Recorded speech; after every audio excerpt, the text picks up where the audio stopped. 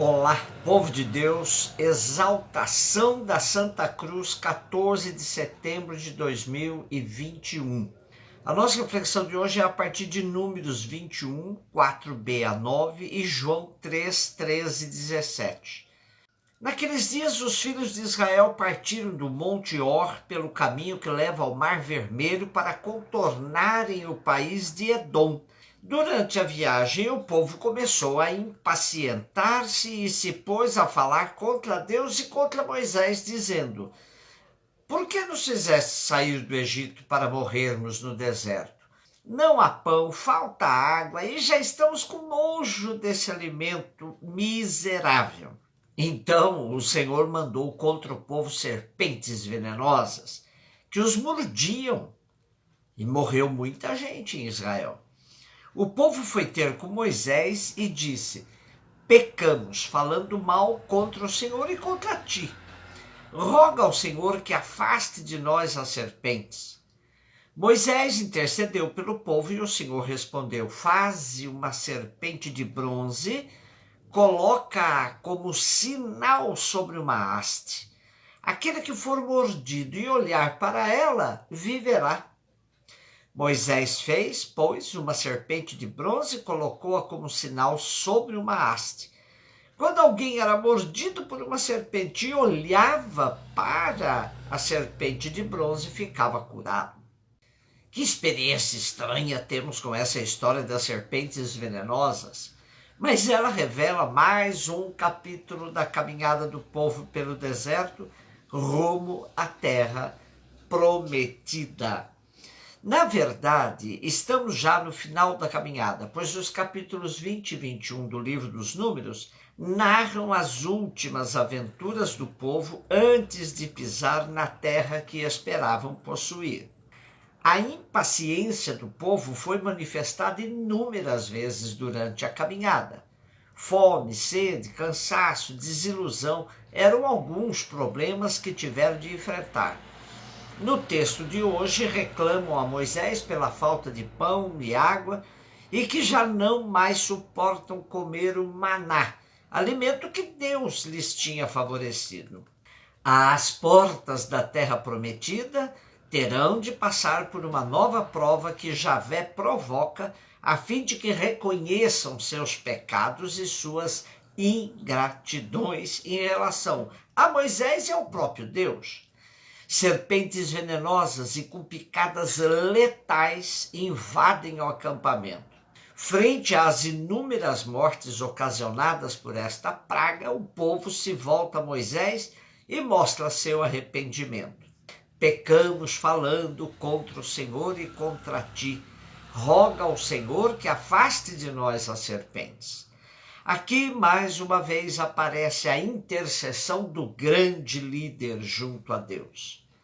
Moisés apela para Deus, que estranhamente lhe manda fazer uma serpente de bronze, colocá-la na haste e levantá-la como um sinal de salvação, de cura.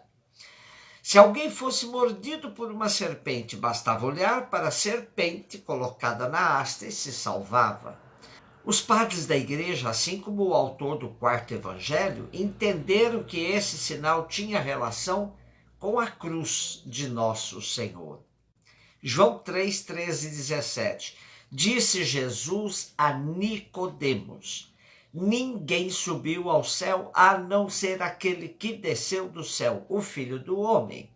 Do mesmo modo como Moisés levantou a serpente no deserto, assim é necessário que o Filho do Homem seja levantado, para que todos os que nele crerem tenham vida eterna.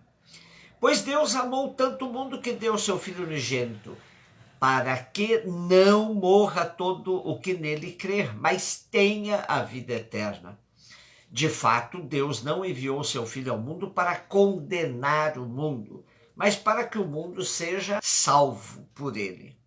Desta forma, a experiência da serpente do deserto foi resgatada com o sacrifício de Cristo na cruz. Jesus, a exemplo da serpente de bronze, foi levantado na cruz para a salvação de todos. O pequeno trecho do Evangelho de João que lemos hoje faz parte de uma conversa muito maior que Jesus teve com esse líder judeu que foi ouvi-lo, Nicodemos. A finalidade de todo o diálogo de Jesus com Nicodemos era explicitar a necessária fé na ressurreição. Interessante que com esse discurso Jesus vai deixar claro que ele era o cumprimento de todas as promessas feitas ao povo de Israel. Nele tudo encontra o sentido mais pleno. Se no deserto a serpente de bronze salvava quem fixava seu olhar nela, muito mais em Jesus, quem for capaz de ver o sentido mais profundo da cruz, loucura para os gregos, escândalo para os judeus, será salvo. Todo o nosso problema com a pregação sobre a cruz está na ideologização que dela fizeram. Uma perspectiva masoquista levou o povo a adorar a cruz, de forma a identificar-se com ela em seu próprio sofrimento. Uma perspectiva dolorista levou o mesmo povo a suportar seu sofrimento sem buscar a sua causa, dizendo: se Jesus carregou sua cruz, nós também temos de carregar a nossa. Atitudes que acabaram refletindo numa situação passiva da humanidade frente às situações que necessitavam dela uma reação mais forte em defesa da vida. Como pregar a cruz como sinal de salvação e não de resignação numa sociedade de crucificados? A cruz de Cristo, na sua época, funcionava como instrumento de tortura. Por isso era tão difícil para os judeus encará-la como sinal de salvação. É preciso fazer toda uma desconstrução do discurso dominante na tradição cristã, que levou a tratar a cruz como sinal de resignação de Cristo. Nada disso. A cruz foi a consequência de toda uma opção de vida de Jesus Cristo. E nossas cruzes, a exemplo dele, devem ser também sinais de nossas lutas para tirar da cruz tantos irmãos e irmãs injustamente nela colocados.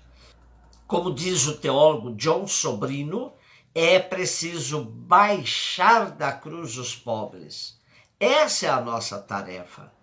A adoração da Santa Cruz deve nos levar a perceber o sentido mais profundo de toda a vida de Jesus, livremente entregue por todos nós, como um convite para todos nós, que também entreguemos nossa vida pelos demais. Quando Jesus diz que quem quer ser seu discípulo tome sua cruz e o siga, ele complementa: pois quem quer salvar sua vida vai perdê-la, mas quem entregar sua vida por ele e por seu evangelho, esse é que será salvo. Tomar a cruz de cada dia é exatamente ter consciência de que entregar sua vida pela grande causa do reino tem consequências sérias.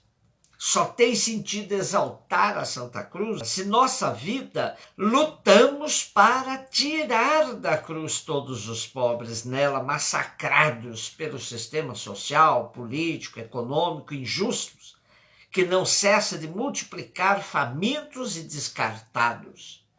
Infelizmente, na nossa sociedade, a cruz virou bijuteria e muitas vezes está colocada em lugares indevidos, como nos nossos tribunais, lugar onde se pratica tanta injustiça contra os pobres. É preciso resgatar o verdadeiro sentido da cruz.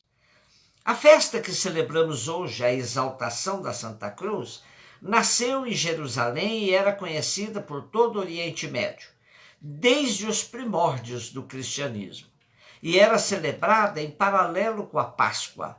No século IV, o imperador Constantino, influenciado por sua mãe Santa Helena, construiu a Basílica da Ressurreição, que foi consagrada em 13 de setembro em Jerusalém, E no dia seguinte foi explicado ao povo o significado profundo da igreja, mostrando-lhe o que restava da cruz do Salvador. No século VI, esta festa em honra de Santa Cruz já era conhecida em toda Roma. Em meados do século VII, começou a ser celebrada no dia 14 de setembro, quando se expunham à veneração dos fiéis as relíquias da Santa Cruz. Um beijo no seu coração.